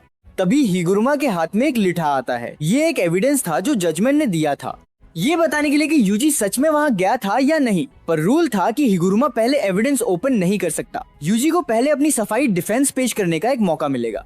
यूजी ये सब देख के समझ जाता है कि ये बंदा सीरियसली एक लॉयर है। टेंगेन ने बताया था कि पुराने जमाने के सॉर्सरर्स भी डोमेन यूज करते थे, पर उनमें आजकल जैसा श्योर हिट जैसे गोजो का डोमेन जहाँ बचना इम्पॉसिबल है इफेक्ट नहीं होता था। वो लोग बस इसलिए डोमेन खोलते थे ताकि सामने वाला भाग ना जाए। हिगुरुमा का डोमेन वैसा ही नॉन लीथल बिना वायलेंस वाला डोमेन है। इसका काम चोट पहुंचाना नहीं, नियम लागू करना है, और बाइंडिंग वाव के कारण हिगुरुमा को रूल्स क्लियर करने पड़ेंगे। हिगुरुमा बताता है यूजी के पास 3 ऑप्शंस है। साइलेंस, चुप रहना, कुछ ना बोलना। कन्फेशन, कबूल करना, अपना जुर्म मान लेना। डिनायल, इनकार करना, जिसमें यूजी झूठ भी बोल सकता है। यूजी शॉक हो जाता है। ट्रायल में झूठ अलाउड है? हिगुरुमा का जवाब सैवेज था। अगर सब सच बोलते तो कोर्ट्स की जरूरत ही क्यों पड़ती? यूजी अब टेंशन में आ जाता है क्योंकि टेक्निकली वो सच में उस पार्लर में गया था। उसने गेम्स खेले और पैसे भी जीते। बचने के लिए झूठ बोलना जरूरी था, पर प्रॉब्लम ये थी कि एविडेंस में क्या है उसे नहीं पता। अगर बोले कि मैं बस बाथरूम यूज करने गया था तो प्रूव हो जाएगा कि वो अंदर तो गया था। यूजी दिमाग लगाता है और बोलता है, मैं पार्लर में गया था पर सिर्फ टॉयलेट यूज करने के लिए। हिगुरुमा अब लिरा खोलता है। एविडेंस थी एक फोटो जिसमें यूजी एक पास के एटीएम से पैसे निकाल रहा था। एविडेंस का पार्लर से कोई डायरेक्ट लिंक नहीं था, पर यूजी ने तो खुद कबूल कर लिया कि वो अंदर गया था, और एविडेंस दिखाता है उसके पास पैसे थे, यानी वो वहाँ सिर्फ मूतने नहीं गया था। माइनर होते हुए पार्लर में जाना कानून तोड़ना है। यूजी को रियलाइज होता है कि डिनायल ऑप्शन 3 ही बेस्ट था। अगर वो कहता कि मैं कभी गया ही नहीं तो एटीएम फोटो से कुछ प्रूव नहीं होता। जजमेंट अपना ठंडा वर्डिक्ट सुनाता है, गिल्टी, दोषी। अगले ही सेकंड डोमेन गायब हो जाता है। दुनिया वापस नॉर्मल। हिगुरुमा तुरंत अपना हथौड़ा यूजी पर फेंकता है जो उसके हाथ पर लगता है। हथौड़ा बूमरंग की तरह हिगुरुमा के हाथ में वापस आता है और उसने अपनी टेक्निक से उसको बढ़ा कर लिया था। यूजी रियलाइज करता है कि हिगुरुमा इस हथौड़े का साइज और लोकेशन दोनों कंट्रोल कर सकता है। यूजी काउंटर करने का ट्राई करता है, पर एक शॉकिंग डिस्कवरी होती है। वो अपनी कर्स्ड एनर्जी यूज ही नहीं कर पा रहा था। कॉन्फिस्केशन की वजह से जजमेंट ने उसकी पावर्स ब्लॉक कर दी थी। नॉर्मल सॉर्सरर्स की टेक्निक ब्लॉक होती है, पर यूजी के पास कोई टेक्निक ही नहीं थी, तो जजमेंट ने उसकी कर्स्ड एनर्जी ही उड़ा दी। यहाँ हमें हिगुरुमा की बैक स्टोरी पता चलती है। 36 साल का ये बंदा एक अलग लेवल का जीनियस है। उसने लॉ के सारे एग्जाम्स पहले अटेम्प्ट में फा दिए थे, पर उसका असली टैलेंट लॉ नहीं जुजुत्सु था। पावर मिलते ही उसने सीधा डोमेन एक्सपेंशन कर लिया। फिर अपनी ही टेक्निक को रिवर्स इंजीनियर करके उसने बाकी बैरियर टेक्निक्स और कर्स्ड एनर्जी कंट्रोल भी सीख ली। सिर्फ 12 दिन में। सिर्फ 12 दिन में ये बंदा ग्रेड 1 लेवल का सॉर्सरर बन गया था। उसने ऑलरेडी 20 प्लेयर्स सुलटा दिए थे। हिगुरुमा अपने हथौड़े से नॉनस्टॉप अटैक्स करता है। वो शॉक में था कि बिना कर्स्ड एनर्जी के भी यूजी के मूवमेंट्स इतने शार्प कैसे हैं। उसको समझ आता है कि यूजी की फिजिकल बॉडी ही किसी मॉन्स्टर जैसी है। हिगुरुमा को रियलाइज होता है अब उसको फुल पावर यूज करनी होगी। वो एक तगड़ा अटैक मारता है जिससे यूजी नीचे गिरता है। हिगुरुमा एक बाथटब यूजी पर दे मारता है और उस बड़ा हथौड़ा गिरा देता है। यूजी की हालत खराब थी। यूजी को कुछ तो लूपहोल चाहिए था। तभी उसका दिमाग क्लिक करता है। वो चिल्लाता है, आई डिमांड अ रीट्रायल, मुझे नया ट्रायल चाहिए। दोनों वापस डोमेन के अंदर आ जाते हैं। जजमेंट का रूल है कि जब तक गिल्टी पार्टी अपना जुर्म सच में नहीं मान लेती वो रीट्रायल मांग सकते हैं। इस बार जजमेंट का चार्ज सुनकर किसी के भी रोंगटे खड़े हो जाएंगे। यूजी इताडोरी पर आरोप है कि उसने शिबुया में हजारों लोगों का मास मर्डर किया है। हिगुरुमा और यूजी दोनों चुप। यूजी का चेहरा डार्क हो जाता है और वो ड्रियरीनेस से बोलता है, हाँ ये सच है, मैं अपना जुर्म कबूल करता हूँ। जजमेंट गुस्से में आके एक्सट्रीम सजा सुनाता है, डेथ पेनल्टी, मौत की सजा। डोमेन गायब। पर इस बार हिगुरुमा के हाथ में हथौड़ा नहीं, एक ग्लो करती हुई तलवार थी, दी एग्जीक्यूशनर सोर्ड। ये ऐसी 1 हिट किल तलवार है जो अगर किसी को छू भी ले तो उसकी सीधी डेथ, चाहे वो गोजो हो या सुकुना, कोई नहीं बच सकता। हिगुरुमा का एक फिलॉसफी था कि इंसानों को समझना मतलब उनकी कमजोरियां देखना, और लगातार क्रिमिनल्स को देखकर उसको लगने लगा था कि हर इंसान नेचुरली वीक और बुरा है। उसने एक बार जज बनने का ऑफर ठुकरा दिया था क्योंकि उसको लगता था इंसानों अपने फ्लॉज के साथ ही स्पेशल होते हैं, पर अब वो अपना बिलीफ खो चुका था। लेकिन यूजी के कन्फेशन ने उसको हिला दिया था। क्यों? क्योंकि इस ट्रायल का एविडेंस एनवेलोप हिगुरुमा ने देख लिया था। उसमें क्लियरली लिखा था कि शिबुया इंसिडेंट में सारी किलिंग सुकुना ने की थी, यूजी ने नहीं। यूजी कम्प्लीटली इनोसेंट था, पर फिर भी उसने सारी रिस्पॉन्सिबिलिटी और गिल्ट अपने सर ले ली। यूजी हिगुरुमा की सोर्ड से बचते हुए आगे बढ़ता है। हिगुरुमा फाइनल ब्लो मारने वाला था, पर अचानक वो अपनी एग्जीक्यूशनर सोर्ड गायब कर देता है। यूजी का जोरदार पंच हिगुरुमा को लगता है और वो दूर जाके गिरता है। यूजी खुद कंफ्यूज था कि उसने तलवार क्यों हटाई। हिगुरुमा जमीन पे लेटे हुए बोलता है, सुकुना ने तुम्हारी बॉडी कंट्रोल की थी, यानी तुमने लीगली कोई क्राइम नहीं किया। यूजी गिल्ट रिडन होके बोलता है कि फिर भी गलती मेरी ही थी क्योंकि मैं कमजोर था। हिगुरुमा स्माइल करता है। यूजी के इस प्योर हार्ट ने उसे याद दिला दिया था कि वो आखिर लॉयर बना ही क्यों था यूजी जैसे अच्छे और मासूम लोगों को बचाने के लिए। हिगुरुमा फाइनली अपना बिलीफ वापस पा लेता है। वो यूजी को अपने 100 पॉइंट्स देने के लिए रेडी हो जाता है। दोनों आराम से बैठते हैं। हिगुरुमा पूछता है, क्या तूने कभी सच में जानबूझकर किसी को मारा है? यूजी कहता है, हाँ। हिगुरुमा समझ जाता है, बहुत बुरा लगा होगा ना। उसके बाद हिगुरुमा अपने 100 पॉइंट्स यूज करके गेम में एक नया रूल ऐड करवाता है, players can transfer points to each other. Koga ने तुरंत रूल अपडेट करता है। फिर हिगुरुमा अपना 1 पॉइंट यूजी को ट्रांसफर कर देता है, जिससे यूजी की 19 डेज की पेनल्टी वाली लिमिट रीसेट हो जाती है। यूजी हिगुरुमा से उनकी टीम ज्वाइन करने को कहता है, पर हिगुरुमा मना कर देता है। वो बताता है कि उसने अपने पहले 2 पॉइंट्स उस जज और प्रोसिक्यूटर को मार के कमाए थे जिन्होंने केता को फंसाया था। जब ये कलिंग गेम खत्म होगा तो वो खुद को पुलिस के हवाले कर देगा। वो और टाइम यूजी के साथ रहा तो उसे अपने आप से और नफरत हो जाएगी। ये कहकर हिगुरुमा वहाँ से चला जाता है। पिछले एपिसोड में हमने देखा कि यूजी के फोर्स करने पर हिगुरुमा ने फाइनली वो नया रूल ऐड करवा दिया था। अब कट टू मेगुमी, जो अभी भी रेजी और उसकी गैंग से उलझा हुआ है। रेजी अपनी मास्टर थ्योरी मेगुमी को समझाता है कि केंजाकू का मेन प्लान क्या है। उसका मानना है कि जब हर कॉलोनी में सिर्फ एक ओपी सॉर्सरर बचेगा तब केंजाकू वहाँ एक मैसिव बॉम्ब ड्रॉप करेगा, जिससे कलिंग गेम का अल्टीमेट गोल पूरा हो जाएगा। ये बॉम्ब एक्चुअली में क्या है किसी को नहीं पता, पर धमाका तो होना तय है। इसलिए रेजी स्मार्ट खेल रहा है। वो स्ट्रॉन्ग प्लेयर्स से अलायंस बना रहा है ताकि जब केंजाकू का बॉम्ब फूटे तो वो लोग मिलकर सर्वाइव कर सके। मेगुमी एकदम ठंडे दिमाग से बोलता है, पर ये लड़की रमी, ये तो स्ट्रॉन्ग नहीं लगती। रेजी मुस्कुराता है। वो लोगों को अपने जाल में फंसाकर मुझ तक लाती है। एक लड़की पर लोग जल्दी शक भी नहीं करते। मेगुमी क्रॉस क्वेश्चन करता है, मतलब जब इसका यूज खत्म हो जाएगा तो इसे मारकर इसके पॉइंट्स भी ले लेगा। रेजी इनकार करता है और रेमी भी डिल्यूजन में कहती है कि रेजी उसका ट्रू नाइट है जो उसकी हमेशा रक्षा करेगा। मेगुमी को इनकी बकवास में बिल्कुल इंटरेस्ट नहीं था। तुम लोग डिल्यूजन में जी रहे हो, तुम्हारे और रेजी के मिलाकर 100 पॉइंट्स होते है ना। चुपचाप अपने पॉइंट्स मुझे दे दो। मैं एक नया रूल ऐड करने वाला हूँ जिससे प्लेयर्स एक दूसरे को पॉइंट्स ट्रांसफर कर सके। रेजी को ये थ्रेड पसंद नहीं आती, मतलब बातों से तू मानेगा नहीं। तभी पीछे से उनका एक नया लौंडा हारी हवा में उठते हुए आता है और अपने पंजों से मेगुमी पे अटैक करता है।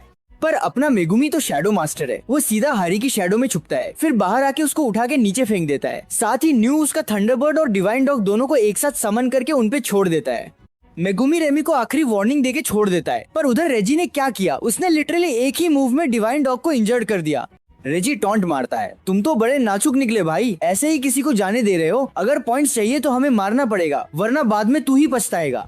तभी मेगुमी के एकदम बगल में किसी की आंख आके गिरती है और अचानक एक भयंकर धमाका होता है। ये धमाका किया था रेजी के एक और साइको टीम मेंबर ने, जिसका नाम था हेजेनोकी।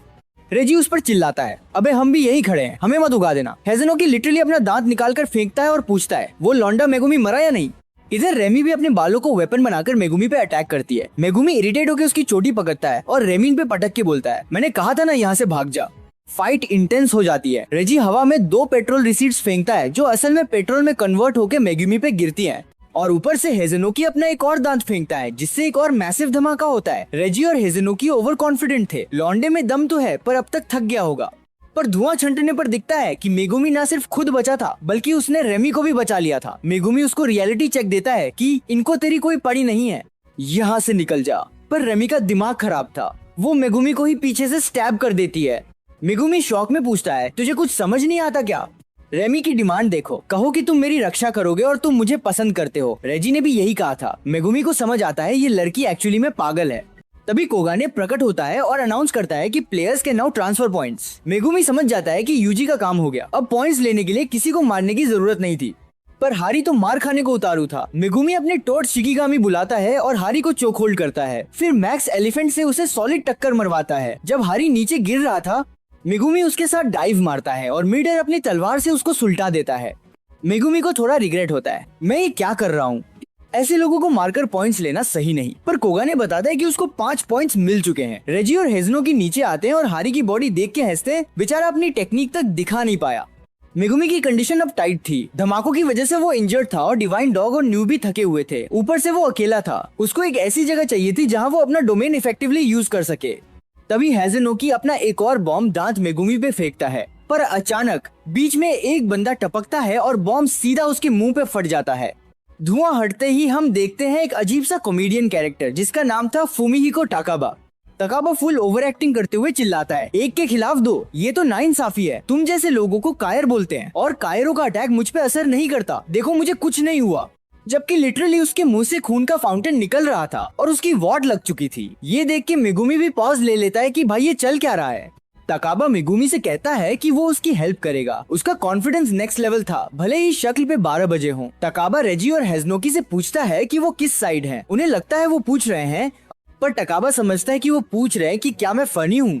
वो अचानक एक पीजे सुनाने लगता है जो इतना वाहियात था कि आवाम चुप हो गई। सन्नाटा देख टकाबा फ्रस्ट्रेट होकर उन पे चिल्लाता है कि तुम्हें हंसना नहीं आता क्या। मेगुमी को इसे देखकर उसकी टूडो की अजीब यादें आने लगती हैं। तभी टकाबा डैश मारता है और सीधा हेज़नोकी के मुंह पे ऐसी जोरदार किक मारता है कि हेज़नोकी दीवार तोड़ता हुआ दूर जाके गिरता है। रेजी शॉक में आ जाता है कि इस अजीब बंदे की कर्स्ट एनर्जी इतनी तबाही वाली कैसे है। टकाबा हंस हंस के बोलता है, बच के रहना, मैं जितना हंसाता हूँ उतना मारता भी हूँ। मेगुमी तकाबा को कहता है कि हम अलग अलग इनको हैंडल करेंगे। तकाबा हेज़नोकी को मारकर उसके पॉइंट्स ट्रांसफर करवाने के मिशन पे निकल जाता है अपने ही अजीब कॉमेडियन स्टाइल में। इधर मेगुमी का यूजी वाला मिशन कंप्लीट था। वो रेजी को बोलता है कि मेरा कलिंग गेम का आना सक्सेसफुल रहा, अब मैं पूरी पावर से तुझे पेलूंगा। मेगुमी न्यू को बुलाता है और उसके पीछे भागता है। यहाँ हमें रेजी की टेक्निक समझ आती है। उसके पास रिसीट्स बिल्स हैं जिन्हें वो जलाकर एक्चुअल ऑब्जेक्ट्स में कन्वर्ट कर सकता है। वो बिल्स से अलग अलग आइटम्स बनाता है, कभी ड्रोन, कभी स्कूटर, यहाँ तक कि एक पूरा पियानो भी मेगुमी पर गिरा देता है। मेगुमी अपने रैबिट्स बुलाकर बचता है। रेजी फ्लेक्स करता है, हाँ भाई मेरी रिसीट पे जो लिखा होता है वो मटेरियलाइज हो जाता है। ऊपर से रेजी एक 5 स्टार होटल का बिल जलाता है और जादू से उसका पूरा स्टेमिना रिकवर हो जाता है, जैसे उसने 3 दिन रेस्ट किया हो। मेगुमी का कर्स एनर्जी रिजर्व कम हो रहा था। मैक्स एलिफेंट यूज करना बहुत ड्रेनिंग होता है। मेगुमी नाटक करता है कि वो हार मानकर भाग रहा है और न्यू के साथ उन जाता है। रेजी स्कूटर और ड्रोन से उसका पीछा करता है। मेगुमी सीधा उठता हुआ एक बड़े से इंडोर जिम में घुस जाता है। रेजी पीछे से आके टॉन्ट मारता है, क्या खिचड़ी पका रहा है तू यहाँ। मेगुमी बोलता है, खिचड़ी तो तूने पकाई है। तभी 2 ट्रक दीवार फाड़कर मेगुमी पे आते हैं, पर वो बाल बाल बचता है। रेजी फिर गमलों की बारिश करता है और फाइनली एक बड़ा डंडा लेके मेगुमी पे चलता है। रेजी कहता है, तू थक गया है, पॉइंट्स दे और आसान मौत ले। पर मेगुमी स्माइल करता है। जिम की बंद दीवारों को देखकर मेगुमी बोलता है, मेरा डोमेन अभी इनकम्प्लीट है, मैं बैरियर बनाना ठीक से नहीं जानता, इसीलिए मैं इस जिम की बिल्डिंग को ही अपने डोमेन का बैरियर बनाऊंगा। मेगुमी हैंड साइन बनाता है और चिल्लाता है, डोमेन एक्सपेंशन, चाइमरा शैडो गार्डन। पूरा जिम का फ्लोर काले दलदल शैडो में बदल जाता है। रेजी की रूह कांप जाती है। उसे लगा था मेगुमी बस एक वीक सॉर्सरर होगा, पर यहाँ तो लॉन्डे ने सीधा डोमेन एक्सपेंशन कर दिया। मेगुमी कहता है, मैंने कब कहा कि मेरे पास कोई स्पेशल अटैक नहीं है। पिछले एपिसोड के एंड में हमने देखा था कि मेगुमी ने रेजी के ऊपर अपना domain expansion chimera shadow garden खोल दिया था। रेजी पैनिक करता है और डायरेक्टली डोमेन के sure hit guarantee hit effect से बचने के लिए हॉलो विकर बास्केट नाम की टेक्निक यूज करता है। ये टेक्निक सिंपल डोमेन का ही एक पुराना वर्जन है जो ओपोनेंट के डोमेन बैरियर को न्यूट्रलाइज कर देती है ताकि आप पर कोई ऑटो अटैक ना लगे। पर ट्विस्ट ये था कि रेजी देखता है कि मेगुमी के टोट शिकिगामी अभी भी उस पे अटैक कर रहे हैं और मेगुमी खुद आके उसकी पिटाई कर रहा है। रेजी कंफ्यूज हो जाता है, ये क्या हो रहा है, मेरा हॉलो विकर बास्केट काम क्यों नहीं कर रहा। असल में हॉलो विकर बास्केट या सिंपल डोमेन सिर्फ ओपोनेंट के डोमेन के बैरियर को टारगेट करते हैं, लेकिन अपना मेगुमी का डोमेन तो अभी इनकम्प्लीट फ्लॉड है। उसमें ना तो कोई क्लोज बैरियर है और ना ही कोई श्योर हिट इफेक्ट। मेगुमी ने जिम की बिल्डिंग को ही एक फिजिकल बैरियर मान लिया था। इस डोमेन से मेगुमी की 10 शैडोज टेक्निक को एक मैसिव 120% पावर बूस्ट मिला है। अब वो शैडोज में घुसकर कहीं भी टेलीपोर्ट कर सकता है और अनलिमिटेड शिकिगामी समन कर सकता है। रेजी को ये बात तुरंत समझ आ जाती है। वो डिसाइड करता है कि मेगुमी की शैडोज में कुछ भारी हैवी गिराया जाए। मेगुमी 3 नुए को समन करता है, पर रेजी अपने बिल्स यूज करके सीधा 3 कार्स उन पर गिरा देता है।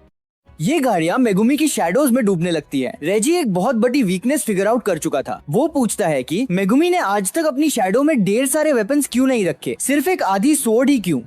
रीजन सिंपल था, मेगुमी जिस भी चीज को अपनी शैडो में रखता है उसका एक्चुअल वेट मेगुमी की फिजिकल बॉडी पर पड़ता है। इन 3 कार्स का वेट ऑलमोस्ट 2.4 टन था और ये वेट मेगुमी को अंदर से क्रश कर रहा था। मेगुमी जमीन पर टेक जाता है। रेजी हंसता है और बोलता है कि वो और रिसीट्स गिराएगा जब तक मेगुमी क्रश नहीं हो जाता। पर मेगुमी कहता है, तू एक चीज भूल रहा है, भले ही मेरा डोमेन इनकम्प्लीट हो पर ये एक डोमेन तो है। इसका मतलब मेगुमी सिर्फ अपने पैरों के नीचे की शैडो से नहीं बल्कि किसी भी एंगल ऊपर से भी शैडो समन कर सकता है। मेगुमी सीधा मैक्स एलिफेंट को रेजी के सर के ऊपर से ड्रॉप कर देता है। अब रेजी भी उस आफत के नीचे दब गया। एक नॉर्मल एलिफेंट का वेट 3 से 6 टन ऑलमोस्ट 6000 किलोग्राम होता है। रेजी के पैरों में इमीडिएटली फ्रैक्चर्स आ जाते हैं। अब दोनों एक दूसरे को क्रश करने का वेट कर रहे थे। ये लिटरली एक एंड्योरेंस टेस्ट था।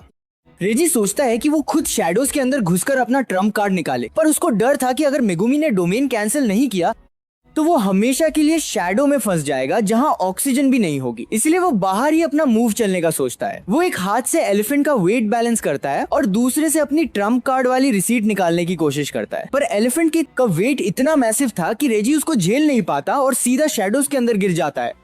शैडोज के डीप डार्क वाटर में रेजी की हालत खराब थी, ऑक्सीजन लेवल 0। मेगुमी सोचता है कि जब वो पक्का मर जाएगा तो वो डोमेन हटा लेगा, पर रेजी दिमाग लगाता है। उसने उन 3 कार्स को शैडो में दबाने के बाद कोई आगे का कमांड नहीं दिया था, तो वो एक कार को आदेश देता है कि मुझे यहाँ से ऊपर ले चल। कार उसे बचाकर बाहर ले आती है। इसे देख मेगुमी के ऊपर से एक कार का वेट तो कम होता है, पर अब रेजी फिर उसके सामने था। रेजी अपना आखिरी मास्टर स्ट्रोक निकालता है। वो एक 2 मंजिला 2 स्टोरी घर की रिसीट जलाता है। सोचो, एक 30 टन का पूरा घर मेगुमी पे गिरने वाला था। मेगुमी को पता था कि इससे उसका खेल 0 हो जाएगा, तो वो इमीडिएटली अपना डोमेन कैंसिल कर देता है और जिम के फर्स्ट फ्लोर के थ्रू ड्रॉप ले लेता है। क्योंकि वो जिम एक स्विमिंग पूल के एग्जैक्टली ऊपर बना था, वो और रेजी सीधा पानी में गिरते हैं। पानी के अंदर भी उन 2 बची हुई कार्स का वेट मेगुमी पर था, इसीलिए रेजी जो मेगुमी को पक्के हुए था भी उसके साथ डूबने लगता है। अपनी जान बचाने के लिए रेजी उन कार्स को कैंसिल कर देता है और दोनों पानी के ऊपर आ जाते हैं।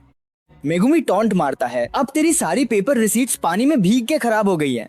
रेजी भी रिप्लाई करता है, और तू भी अब एग्जॉस्टेड है। तेरे सारे शिकिगामी थक गए हैं, बस तेरे डिवाइन डॉग से डर है। दोनों अब hand to hand combat physical fight में आते हैं और एंड में मेगुमी एक अनएक्सपेक्टेड मोमेंट पर डिवाइन डॉग को समन करता है, जो पीछे से रेजी के कंधे को मैसिव बाइट करता है। रेजी पूरी तरह से डिफीट हो चुका था। रेजी आखिरी सांसों में कहता है, ये नए जमाने के सॉर्सरर्स भी खतरनाक हैं। मरने से पहले रेजी एक शॉकिंग मूव चलता है। वो कोगाने को बुलाकर अपने बाकी बचे हुए 41 पॉइंट्स मेगुमी को ट्रांसफर कर देता है।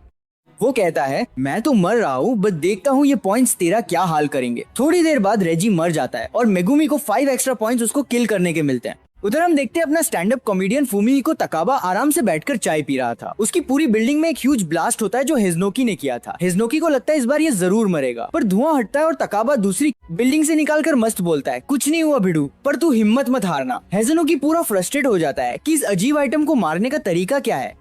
तभी कोगा ने अनाउंस करता है कि रेजी मर चुका है। ये सुनकर हेजेनोकी गिव अप करके बोलता है कि उसको अब घर जाना है। तकाबा मेगुमी का रूल याद दिलाता है, भाई घर जा रहा है तो अपने पॉइंट्स तो दे दे, पर हेजेनोकी मना कर देता है। भाई लोग, यहाँ हमें पता चलती है तकाबा की एक्चुअल कर्स टेक्निक, जिसका नाम है कॉमेडियन। ये टेक्निक इतनी ब्रोकन और ओवरपावर्ड है कि अगर तकाबा को लगता है कि कोई सिचुएशन फनी है तो वो लिटरली सच हो जाती है। Reality warping power. अगर वो सोचे कि कितना फनी होगा अगर गोजो गंजा हो जाए, तो रियलिटी में गोजो के बाल उन जाएंगे। ध्यान दो, ये एक ऐसी टेक्निक है जो प्राइम गोजो या सुकुना को भी अकेले हैंडल कर सकती है। पर सबसे बड़ा ट्विस्ट, ताकाबा को खुद नहीं पता कि उसके पास ऐसी ओपी पावर है।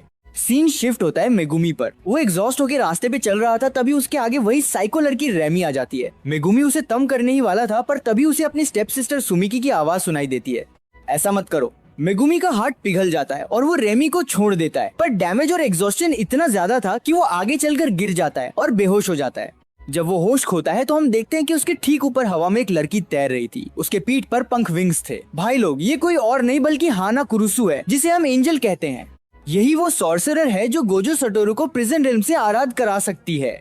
एपिसोड के आखिरी कुछ मिनट्स में स्टोरी शिफ्ट होती है सेंडाई कॉलोनी की तरफ। यह बाकी कॉलोनीज के कंपैरिजन में सबसे ज्यादा ब्रूटल और वायलेंट जगह थी। यहाँ पर 4 इंसेनली पावरफुल प्लेयर्स के बीच एक 4-वे डेडलॉक बना हुआ था। मतलब सब इतने इक्वल स्ट्रेंथ के हैं कि कोई एक दूसरे पे हावी नहीं हो पा रहा था। ध्रुव लगदावाला 91 पॉइंट्स, सिविल वॉर के टाइम का रीइंकार्नेटेड सॉर्सरर जिसके पास 2 जायंट शिकिगामी हैं जो उसके डोमेन का काम भी करते हैं।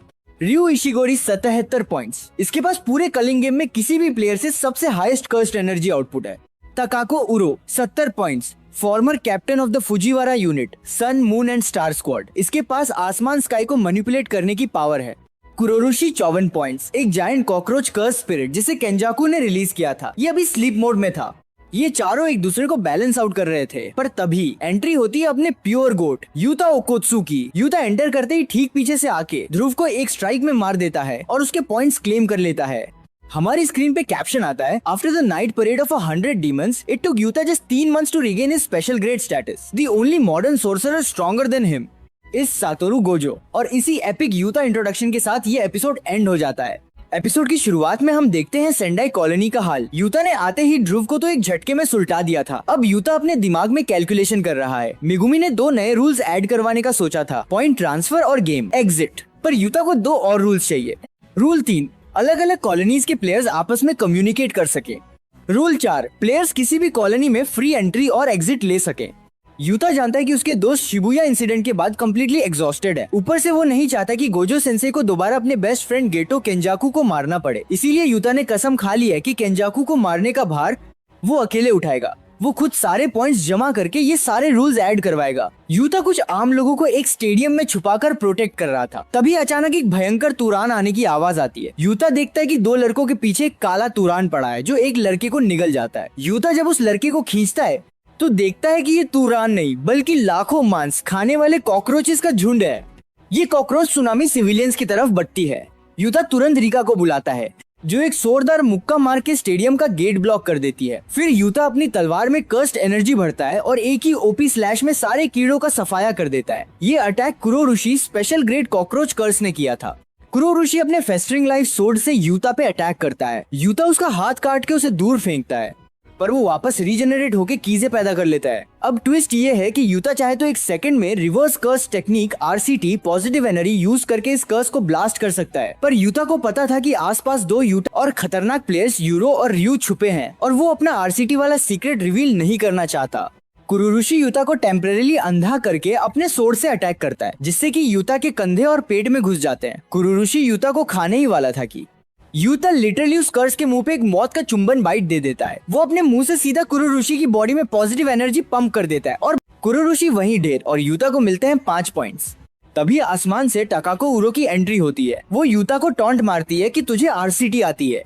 उरो अपनी टेक्निक से यूता को दूर फेंक देती है। यूता काउंटर अटैक करने जाता है पर उसका पंच हवा में ही अजीब तरह से स्ट्रेच हो जाता है। यूता समझ जाता है कि उरो की पावर किसी फिजिकल चीज पर नहीं बल्कि स्पेस पर काम करती है। वो स्पेस को किसी कपड़े फैब्रिक की तरह पकड़कर मोड़ सकती है पर डायरेक्टली स्पेस मोड़ने से डैमेज नहीं होता। इसीलिए यूरो अपनी special move thin ice breaker use करती है। यूता उससे पूछता है कि वो इतनी स्ट्रांग होके भी बेवजह लोगों को क्यों मार रही है।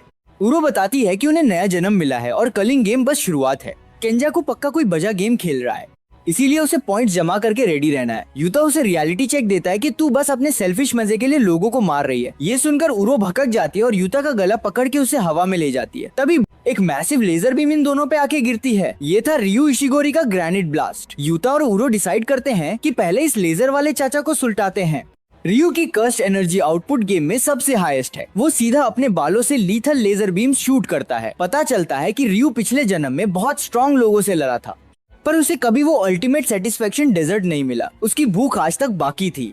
यूता और रयू में इंटेंस फाइट होती है। यूता लेरों से बचता हुआ एक टनल में घुसता है। रयू वहाँ एक भयंकर ब्लास्ट करता है पर यूता फिर बच निकलता है। रयू खुश हो जाता है, यही लौंडा मेरा डेजर्ट है।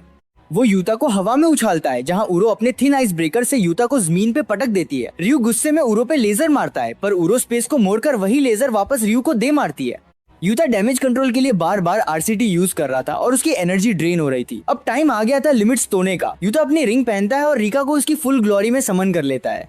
ये देख उरो और रयू दोनों की आंखें फटी की फटी रह जाती हैं। रिका यूता के लिए कर्स टूल्स और कॉपी टेक्निक्स का पूरा आर्सेनल स्टोर करके रखती है पर ये फुल कनेक्शन सिर्फ 5 मिनट तक चलता है। यूता एक लोहे का गॉन्टलेट पहनता है। रिका यूरो पे चार्ज करती है और तभी यूता के मुंह पर इनुमाकी वाले मार्क्स आते हैं। यूता कर्स स्पीच यूज करता है, डोंट मूव। उरो वही फ्रीज हो जाती है और रिका उसकी ऐसी धुलाई करती है कि मजा ही आ जाता है। उरो गुस्से में आके स्पेस वॉर्प करती है जिससे रिका का पंच यूता को लग जाता है। रिका और ज्यादा भग जाती है। यूता तभी ध्रुव के शिकिगामी का डोमेन अटैक यूज करता है। ये देख उरो को फाइनली समझ आता है कि यूता की एक्चुअल कर्स टेक्निक कॉपी है।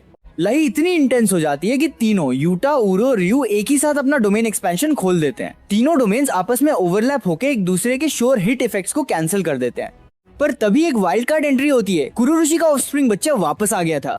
इस इंट्रूजन से तीनों का अनस्टेबल डोमेन टूट जाता है। केओस का फायदा उठा के यूता उरो को किक मारता है। कुरोरुशी उरो का एक हाथ काट देता है और ध्यान से सुनना, रिका वो कटा हुआ हाथ खा लेती है।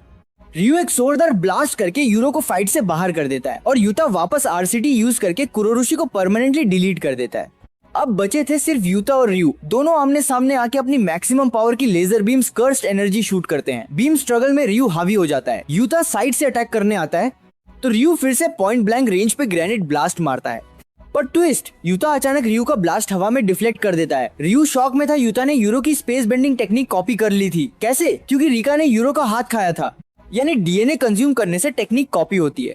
यूता यूरो का थिन आइस ब्रेकर मारता है और रिका एक सॉलिड पंच जीती है। पर तभी यूता के 5 मिनट पूरे हो जाते हैं और रिका गायब। अब दोनों एग्जॉस्टेड थे और pure hand to hand brawl पे उतर आते हैं। यूता रयू को एक जगह होल्ड करता है और तभी आसमान से एक मैसिव ब्लास्ट रयू पे आके गिरता है। ये वही ब्लास्ट था जिसे यूता ने स्पेस बेंड करके हवा में भेजा था। रयू गेम से बाहर। रयू जमीन पर पड़ा था पर उसके चेहरे पर स्माइल थी। उसको फाइनली अपना डिजर्ट मिल गया था। उसकी भूख शांत हो गई। यूता चाहता तो इन दोनों को मार देता पर उसने मर्सी दिखाई। उरो और रयू दोनों के पॉइंट्स यूटा डिमांड करता है। ध्रुव, कुरो, ऋषि और इन दोनों के पॉइंट्स मिलाकर यूटा का स्कोर अब 190 पॉइंट्स हो गया था।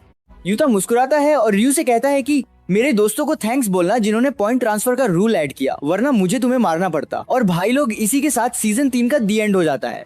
एंड में हमें आने वाले एपिक इवेंट्स की झलक मिलती है। माकी का नया रूप, हकारी और काशिमो की लेजेंडरी फाइट का फेस ऑफ, यूकी और चोसो टेंगेन के पास, एंजल और मेगुमी, केंजाकू अंडर वाटर और सुकुना की भयंकर मुस्कान।